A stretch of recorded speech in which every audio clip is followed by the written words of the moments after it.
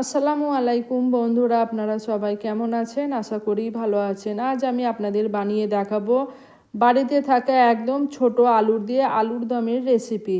তো এখানে সব থেকে ছোট আলুগুলো আমি বেছে বেছে নিয়ে নিয়েছি। তারপরে পরিষ্কার করে ধুয়ে সামান্য পরিমাণ লবণ দিয়ে আলুটাকে একটু সেদ্ধ করে নিয়েছি। তারপরে জল ঝরিয়ে আলুটার খোসাগুলো খুব ভালো করে ছিলে নেব।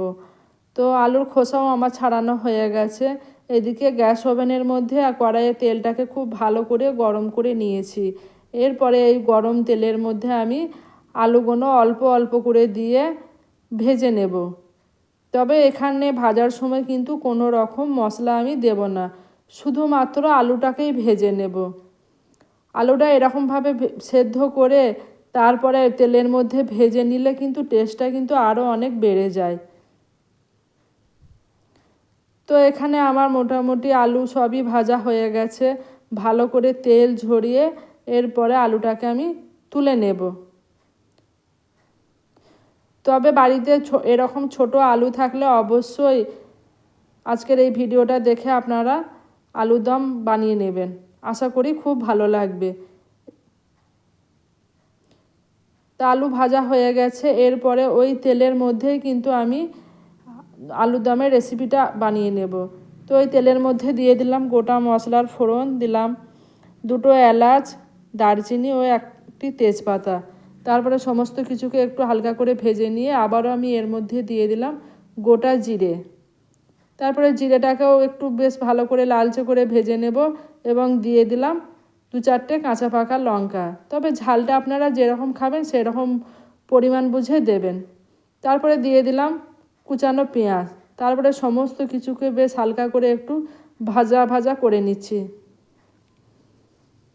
তবে আজকের ভিডিওটা স্কিপ না করে আপনারা সম্পূর্ণ দেখতে থাকুন। তারপরে আমি এর মধ্যে দিয়ে দিলাম আদা ও রসুনের পেস্ট।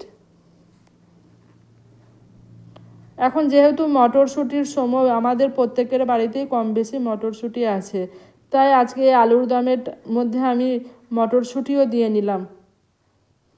তারপরে সমস্ত কিছুকে বেশ ভালো করে ভেজে নিয়েছি। তা আজকের আলুর দমটা হবে দই দিয়ে, তাই আমি দই নিয়ে নিয়েছি। দইয়ের মধ্যে দিয়ে নিলাম পরিমাণ মতো লবণ, চিনি, লঙ্কা গুঁড়ো, গরম মশলা এবং জিরে গুঁড়ো। তারপরে সমস্ত কিছুকে দইয়ের সাথে খুব ভালো করে মিশিয়ে নিয়েছি। আজকের আলুর দমের রেসিপিটা কিন্তু টক টক, নুন নুন, মিষ্টি মিষ্টি, খেতে কিন্তু দারুণ। টক, মিষ্টি এবং নোনতা সব মিলিয়ে একটা জাস্ট অসাধারণ। এদিকে পেঁয়াজটা বেশ ভাজা হয়েছে। এরপরে আমি এর মধ্যে দিয়ে দিলাম ভেজে রাখা আলুটা এবং দইয়ের মিশ্রণটাও দিয়ে নিলাম। তারপরে সমস্ত কিছুকে খুন্তির সাহায্যে বেশ ভালো করে একটু নাড়াচাড়াও করে নিলাম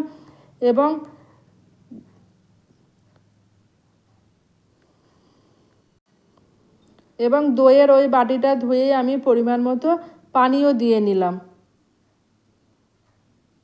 তবে আজকের কিন্তু এই আলুর দমের রেসিপিটা কিন্তু আপনারা ভাত, রুটি, লুচি, পরোটা সব কিছুর সাথেই খেতে পারেন। তারপরে সবশেষে আমি দিয়ে নিলাম ভাজা মশলা ও ধনেপাতা।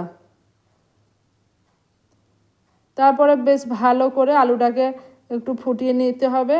তো এখানে আমার আলুর দমের রেসিপি রেডি। তো কেমন লাগলো ভিডিওটা অবশ্যই জানাবেন।